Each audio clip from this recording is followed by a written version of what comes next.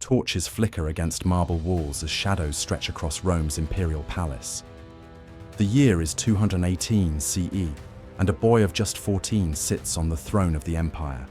His name is Marcus Aurelius Antoninus, but history remembers him as Elagabalus, the child ruler whose reign would come to be defined not by conquest or reform, but by lust, scandal, and rituals so depraved that even Rome, the empire of gladiators, orgies, and endless feasts, was shaken to its core.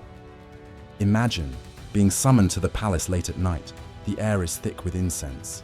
The corridors echo with whispers, and inside the great hall, draped in Syrian silks, the emperor himself awaits. Around him, priests chant in a foreign tongue, and men and women, senators, slaves, soldiers, are commanded to take part in rituals of pleasure, humiliation, and submission. To refuse was unthinkable. To resist was dangerous. This was not the Rome of Augustus or Hadrian. This was the Rome of a child who believed himself a god of lust.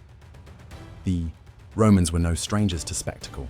They had cheered as gladiators bled on the sands of the Colosseum, laughed at bawdy plays in crowded theatres, and gossiped about the affairs of their rulers. But Elagabalus was something else entirely. He shattered boundaries with calculated cruelty, taking what was already considered decadent and pushing it into the realm of the forbidden. To his contemporaries, his rule blurred the line between divine ritual and obscene performance. He was both high priest and desecrator, both emperor and prostitute. From the very beginning, his reign was marked by scandal. He was not chosen by the Senate or the people, but thrust into power by the ambitions of his formidable grandmother Julia Maesa, who saw in him a way to reclaim the throne for her family. Yet once seated on the imperial throne, Elagabalus seemed less concerned with ruling an empire than with indulging in his appetites. Sexuality, for him, was not merely private desire. It was theatre, it was politics, it was power. What made him so shocking was not simply that he took lovers of every kind, but that he flaunted it in a society where discretion was still expected of its rulers. He paraded his desires as if they were public policy, forcing Rome to witness what most preferred to whisper about behind closed doors. At feasts, he played games of seduction and humiliation. In temples, he performed rituals that turned sacred offerings into acts of carnality. And in his chambers, he staged spectacles that even Rome's most jaded aristocrats found appalling. Contemporary writers like Cassius Dio and Herodian, no strangers to the corruption of emperors, struggle to find words to describe him without staining their own reputations.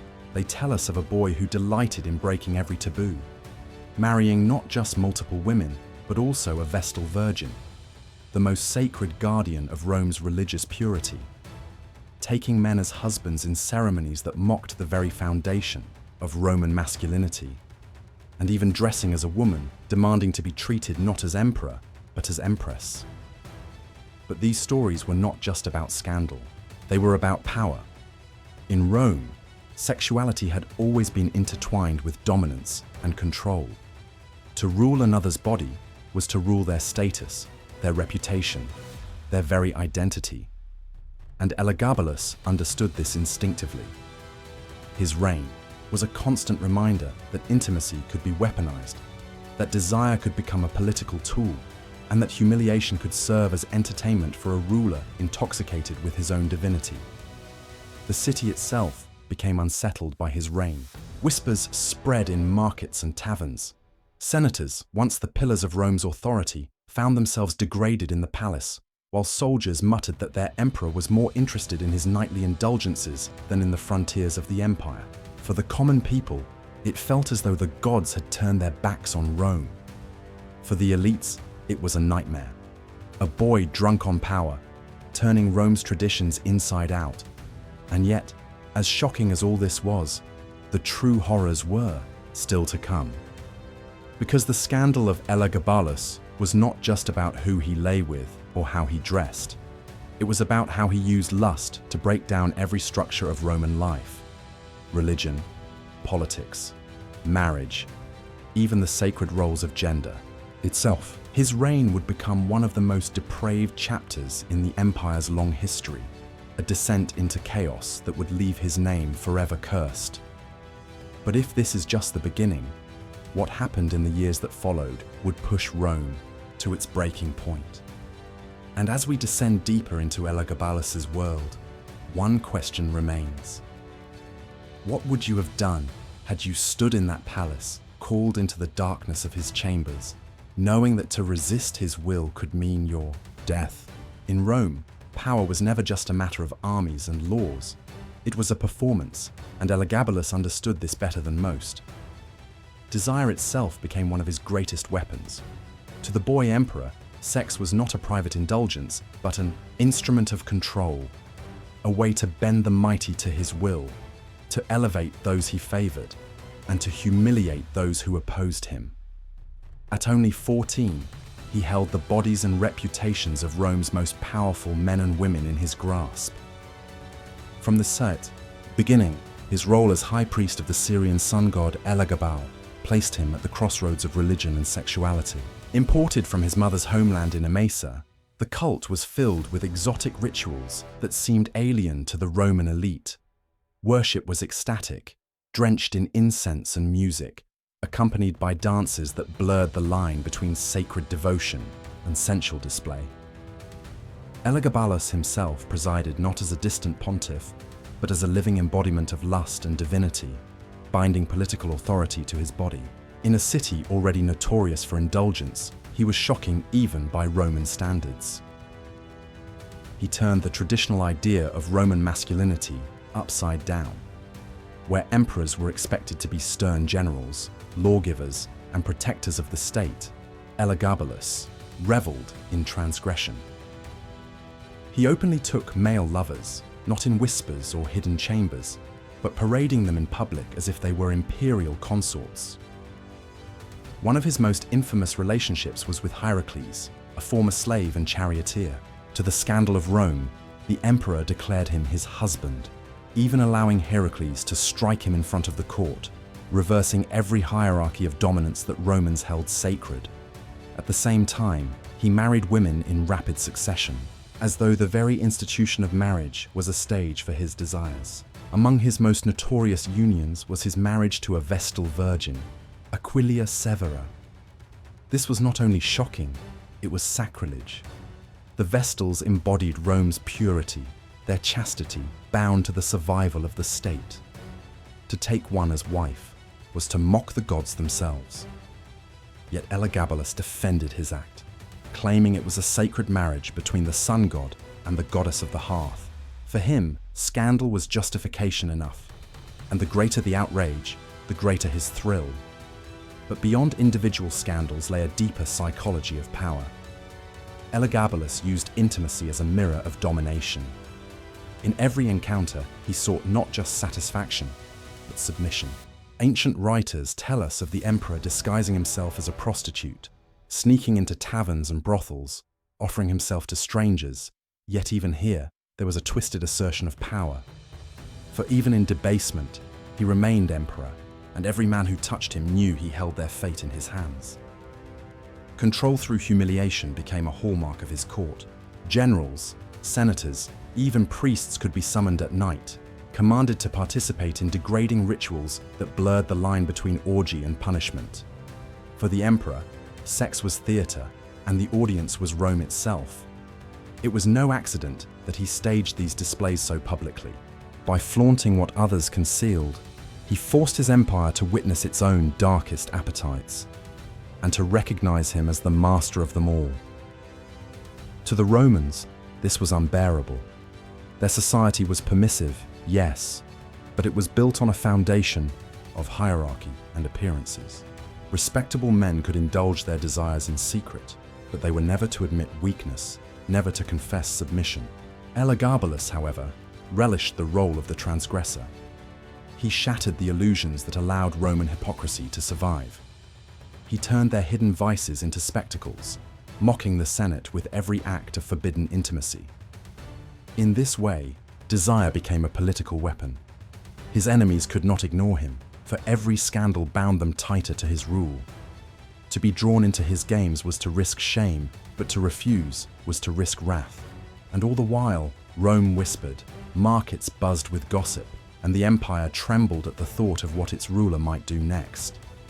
The truth is, Elagabalus understood something timeless, that power is never just about armies or laws, but about bodies and the control of them. His reign exposed this truth in its rawest, most obscene form, and though his games shocked his contemporaries, they revealed a psychology that has echoed through history. The use of intimacy not as love, but as domination, as spectacle, as the ultimate currency of power. But if the Romans thought they had seen the worst, they were wrong. For the boy emperor's most depraved scandals had yet to unfold, scandals that would not just titillate or offend, but would shake the very foundations of Roman religion and society itself. And it would be in one particular set of events that his lust for transgression would cross a line even Rome could not tolerate.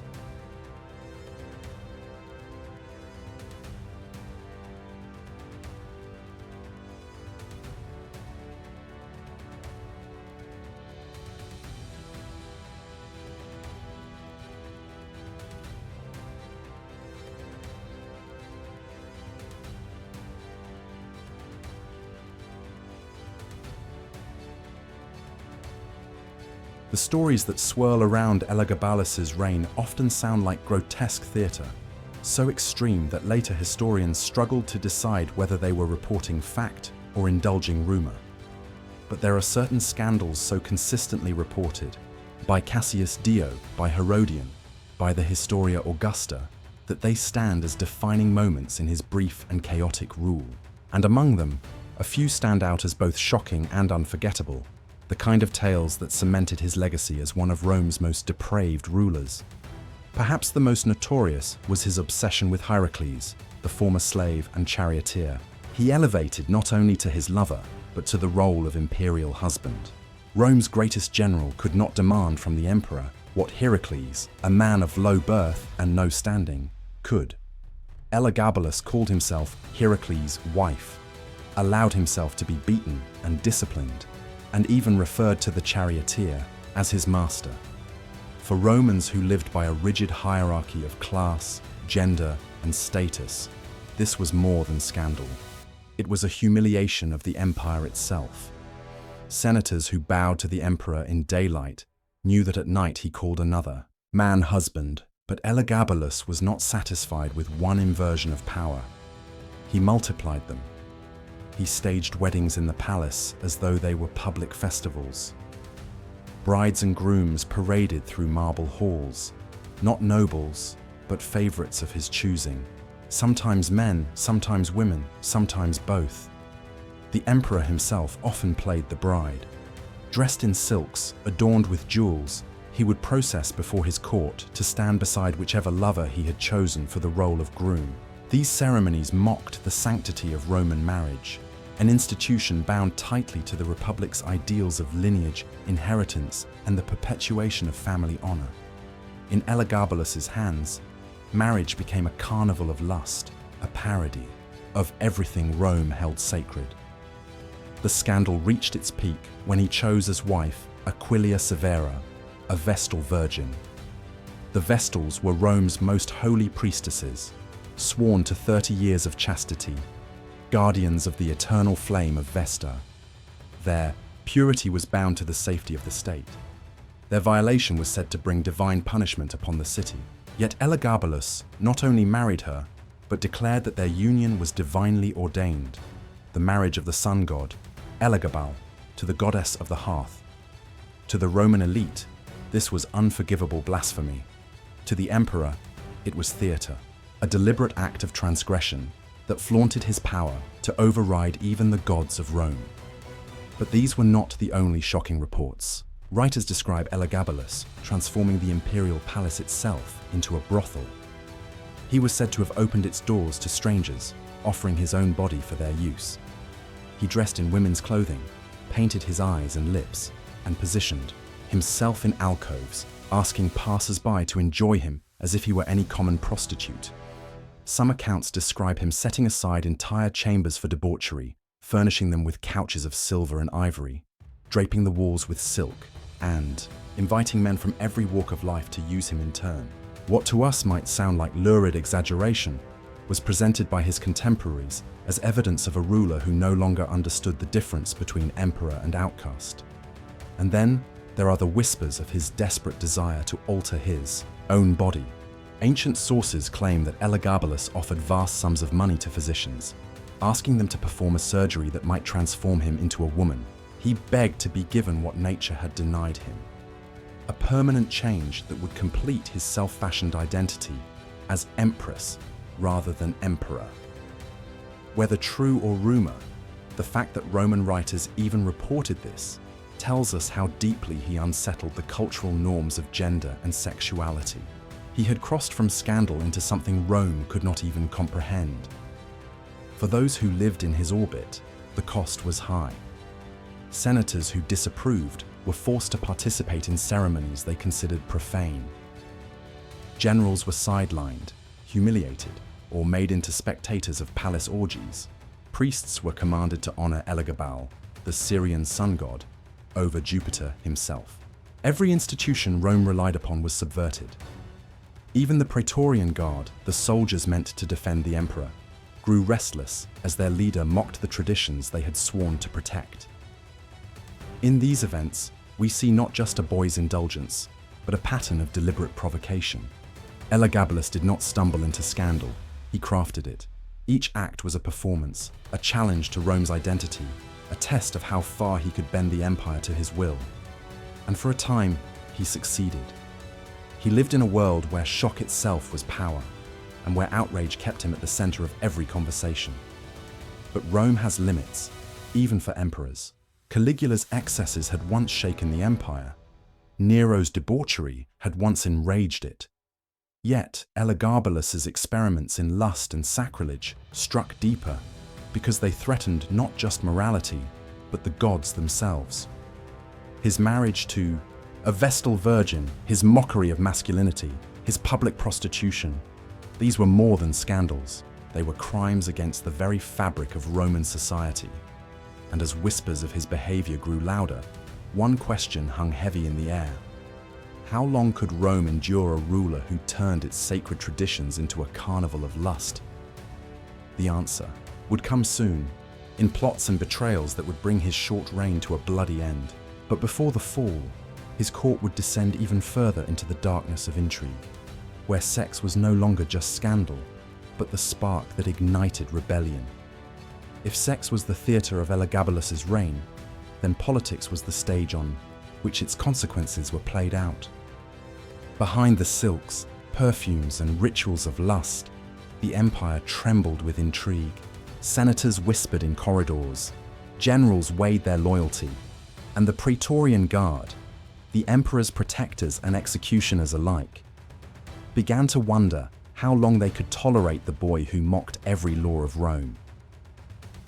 In Rome, seduction and power were old companions. Mistresses had swayed emperors before, affairs had toppled senators, scandal had fueled conspiracies since the days of the Republic. But Elagabalus brought a new dimension. He wielded desire as both weapon and shield. He used lovers to elevate obscure men into positions of influence, granting power not for merit, but for pleasure.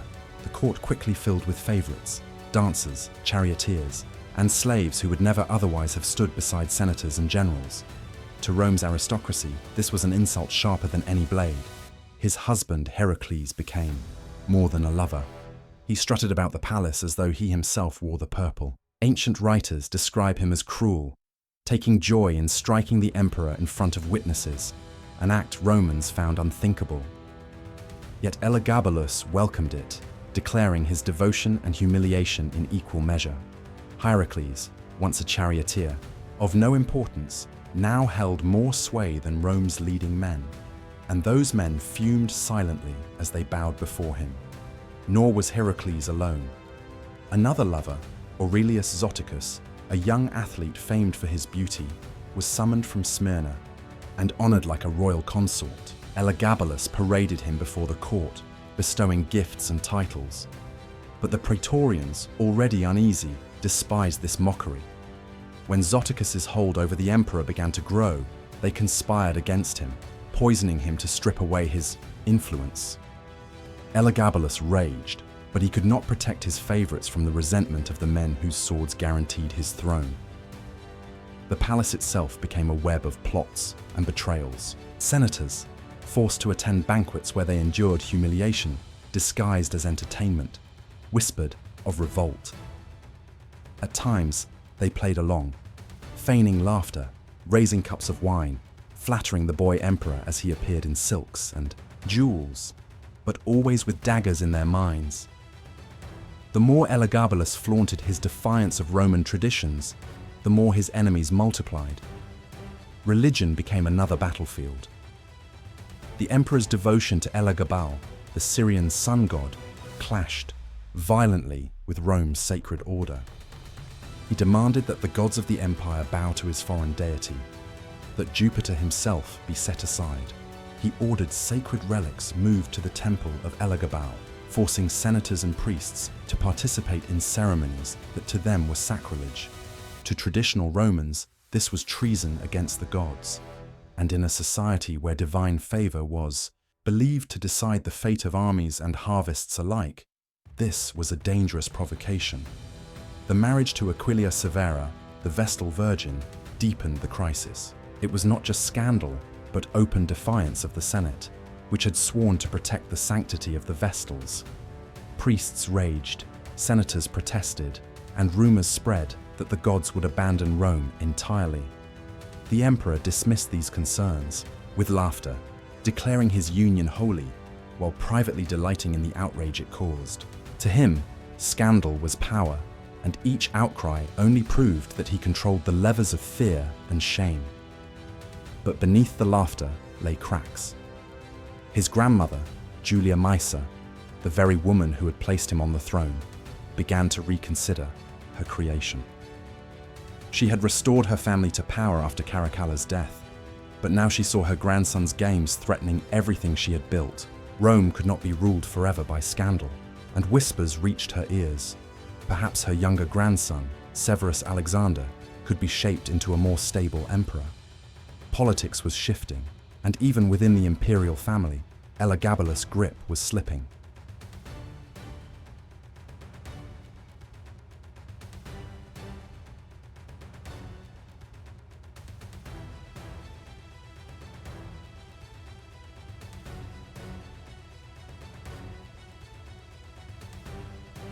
The Praetorian Guard, always decisive in times of crisis, grew restless.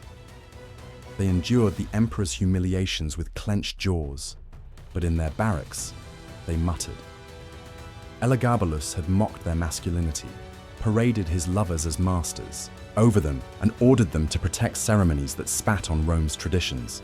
Their loyalty was not infinite, and in Roman history, when the Praetorian Guard turned against an emperor, death was never far behind.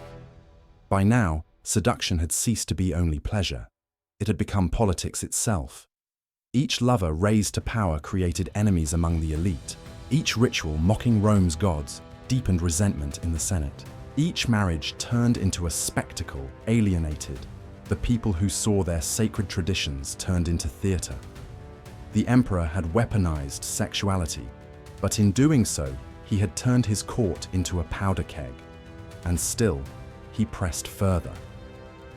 He staged feasts where guests were smothered under cascades of rose petals, turning pleasure into suffocation. He humiliated generals by forcing them to kneel in acts of submission. He laughed as senators watched, powerless to resist. But the whispers grew louder, and the walls of the palace trembled, not with music, but with conspiracy. For in the heart of Rome, power was not eternal. The same Praetorian swords that had placed emperors on thrones had also bathed them in blood, and as Elagabalus's scandals multiplied, his time was running out. What began as indulgence had turned into conspiracy, and the boy emperor stood on the edge of a downfall, both inevitable and violent. The turning point was near. Rome had indulged his games for years, but there came a moment when scandal became unbearable when outrage became rebellion, and when even the gods seemed to cry out for vengeance. That moment was fast approaching, and the empire would soon see how far Elagabalus's lust could push a civilization before it snapped. While the marble corridors of the palace drowned in excess, outside its walls the people of Rome struggled to make sense of their emperor. For the commoner in the markets, for the soldiers patrolling the streets, and for the slaves laboring in households, the reign of Elagabalus was a spectacle unlike any other. And though most would never set foot inside his scandal-ridden halls, his depravity cast a long shadow over daily life. To ordinary Romans, emperors had always seemed larger than life, but Elagabalus blurred the line between ruler and rumor. Word of his nightly rituals spread like wildfire. Merchants whispered of the emperor prostituting himself in taverns. Women gossiped about his scandalous marriage to a Vestal virgin. Soldiers laughed uneasily over wine about the emperor playing the bride in mock ceremonies with slaves and charioteers.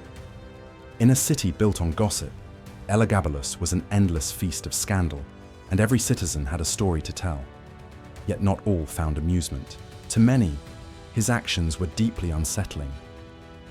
Rome was a city where religion and morality were woven into the fabric of survival. To desecrate the Vestals was to invite divine punishment. To elevate a foreign god over Jupiter was to risk the wrath of the heavens. When the emperor paraded his Syrian deity Elagabal through the streets, demanding sacrifices and devotion, many citizens saw not piety, but betrayal. To worship a foreign sun god while ignoring Rome's own traditions felt like an omen of doom. Daily life in Rome was already full of hardship. Fires, plagues, poverty, and the relentless demands of empire. To see their emperor so consumed by lust and scandal left the people uneasy. The city was alive with rumors that the gods had abandoned Rome, that the empire itself was cursed. Mothers scolded their children not to speak the emperor's name, fearing the ears of soldiers. Street performers mocked him in secret, careful never to be caught.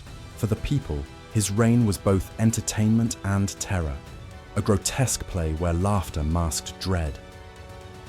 For slaves, the emperor's behavior mirrored the darkest truths of their existence. Sexual exploitation was nothing new to them.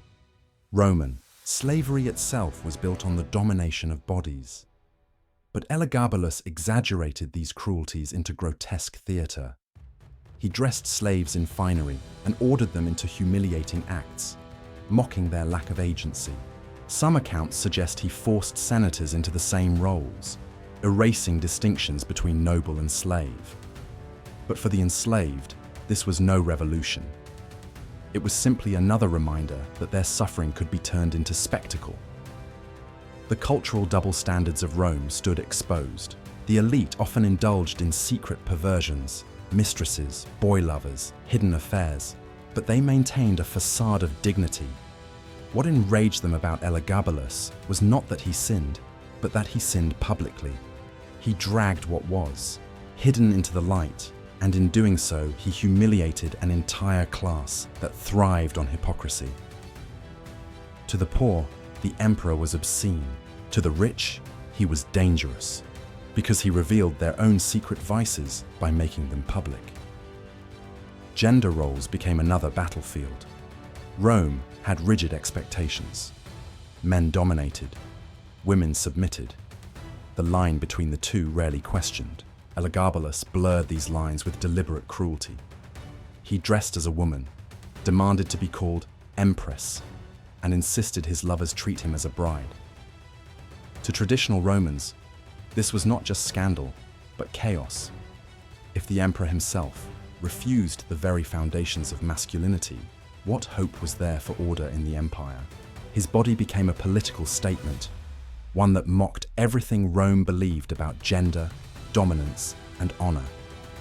Even among Rome's soldiers, once the fiercest defenders of imperial authority, doubt began to fester.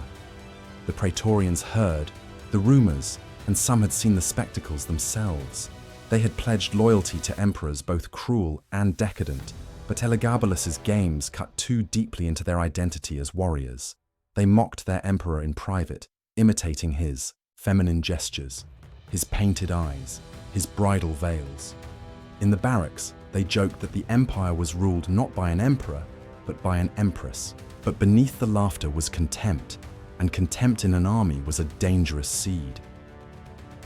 For the wider empire, the consequences were cultural as well as political. Provincial governors wrote cautiously to Rome, unsure of how to address an emperor who desecrated sacred traditions. Religious leaders whispered that the empire was losing Jupiter's favor, and in the countryside, where Roman values were simpler and more conservative, farmers and villagers viewed tales of their emperor's debauchery as signs of decline. The empire was rotting from the head down, and everyone knew it. Yet, despite the outrage, there was also fascination. Rome had always thrived on spectacle, and Elagabalus provided it in abundance. Poets and gossipers spread his tales far and wide. Artists captured rumors in satirical graffiti. Children imitated his antics in street plays. Even as they cursed him, the people could not look away. He was both despised and irresistible, an emperor who turned everyday life into a theater of horror and comedy. But for all the fascination, patience was running out. For the ordinary Roman, daily life under Elagabalus was marked by unease, a gnawing fear that the empire's traditions were dissolving. For the elites, it was humiliation. For the soldiers, it was mockery, and for the slaves, it was simply more suffering. The empire had endured excess before, but this felt different. This felt dangerous, and soon that danger would explode. For there came a moment when even scandal could no longer be tolerated, when lust and blasphemy became rebellion, and when Elagabalus's games turned into the spark of his own destruction. The turning point was coming, and it would be as violent as his reign had been obscene. Every scandal has its breaking point, and for Elagabalus, the empire's tolerance had worn thin. For nearly 4 years, Rome had endured his humiliations, his mockeries of religion, his perversions of marriage, and his endless indulgences. But the line between shock and rebellion is thin, and by 222 CE, even those who had once shielded him began to plot his end. The emperor's turning point began with alienation. The Praetorian Guard, Rome's elite soldiers tasked with protecting the emperor, had grown restless. They had tolerated Caligula's madness, Nero's extravagance, and Commodus's delusions, but Elagabalus's reign struck at their pride as men and warriors. They had watched him parade in bridal gowns, call slaves his masters, and humiliate generals in front of the court. They had been ordered to enforce worship of a foreign god, Elagabalus, over Jupiter, protector of Rome. And they had seen their emperor mock the martial virtues that gave them honor. In whispered conversations, they admitted what no soldier was meant to say. The emperor was no longer worth their loyalty. The religious crisis only worsened the divide.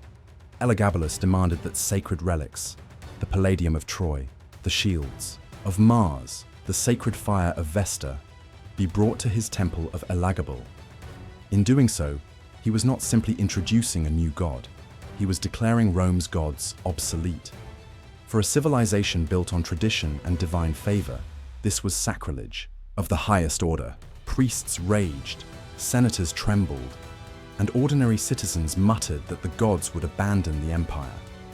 Each ceremony he staged in the temple felt less like worship and more like provocation. But perhaps the most dangerous betrayal came from within his own family. Julia Maesa, the grandmother who had placed him on the throne, had watched with growing horror as her grandson squandered power. She had been Rome's kingmaker, the woman who restored her family after the death of Caracalla, but now she saw her dynasty threatened by Elagabalus's excesses. To preserve her bloodline, she began quietly promoting her younger grandson, Severus, Alexander, as a suitable replacement. Where Elagabalus was scandal, Alexander was promise, modest, disciplined, and obedient. The Senate began to look to him with hope, the Praetorians with interest. Elagabalus sensed the danger and reacted. With fury, he tried to strip Alexander of honors, even plotting to kill him outright. But this only deepened the Praetorian Guard's resolve. They would not abandon the boy who might restore dignity to the empire. The more Elagabalus lashed out, the more isolated he became. His grandmother's support faltered, his mother's influence waned, and the empire that had once whispered about his scandal now openly prayed for his downfall. The final straw was a banquet gone too far.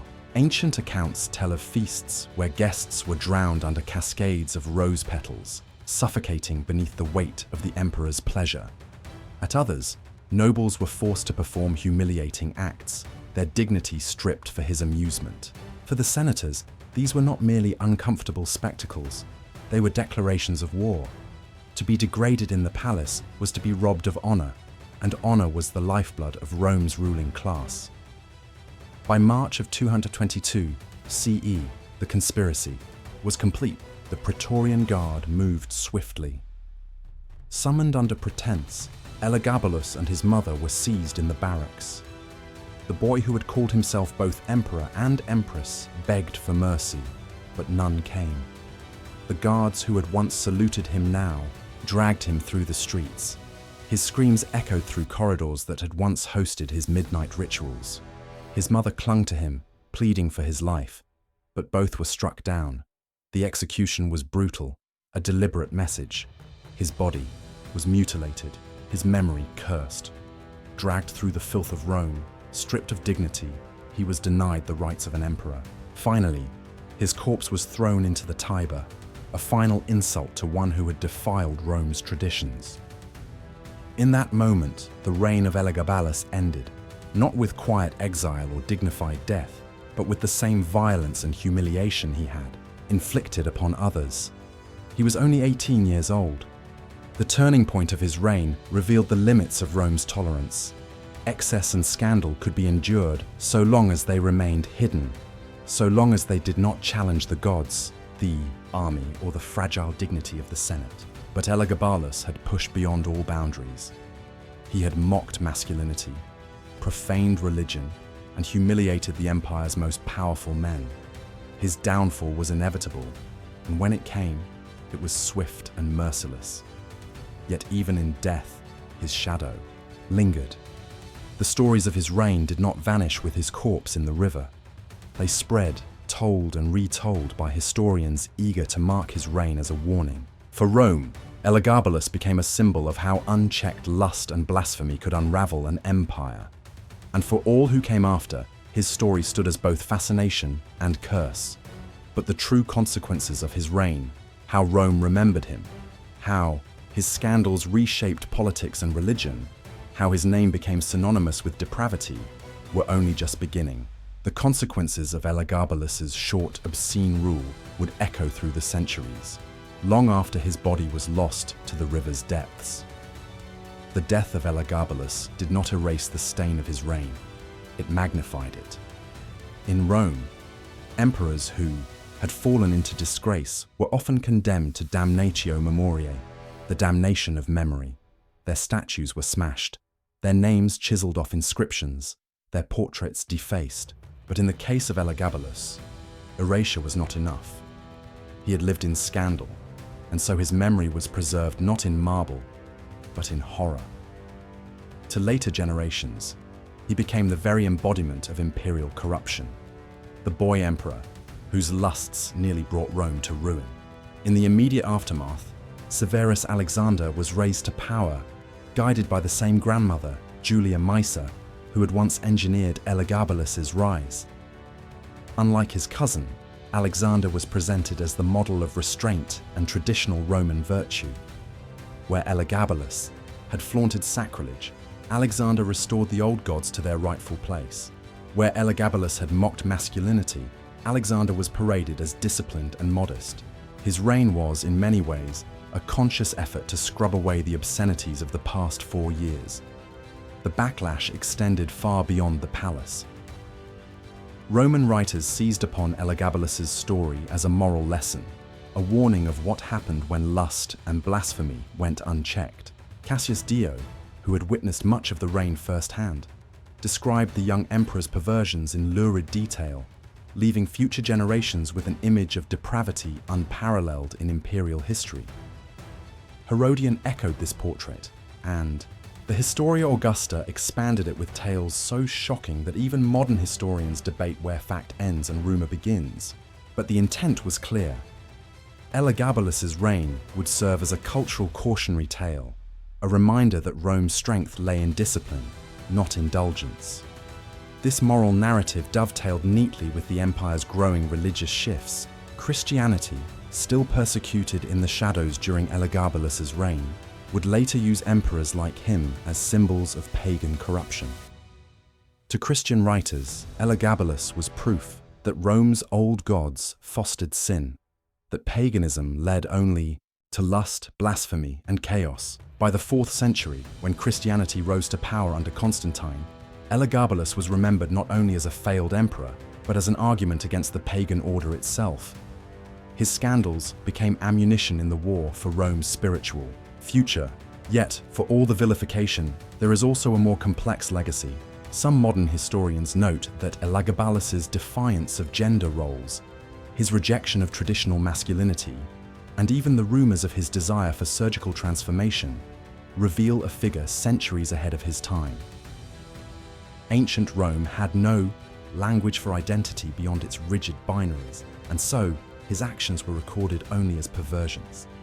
But seen through modern eyes, Elagabalus can also be read as someone challenging the very boundaries of gender and sexuality in a world that could not comprehend it. In this sense, his memory is not only that of depravity, but also of radical difference. Archaeological traces support and complicate these stories. Coins minted during his reign bear the image of the youthful emperor, often with symbols of the sun god Elagabal. Inscriptions confirm his insistence on raising his deity above Rome's traditional gods. Statues that once bore his likeness were deliberately destroyed, but fragments remain. Marble heads with chiseled out eyes, torsos recarved to represent later emperors. These physical remnants show how deeply his successors tried to erase him, even as they preserved the empire's habit of recording every scandal in words. The long-term cultural impact was profound. By exaggerating Elagabalus's excesses, Rome reinforced its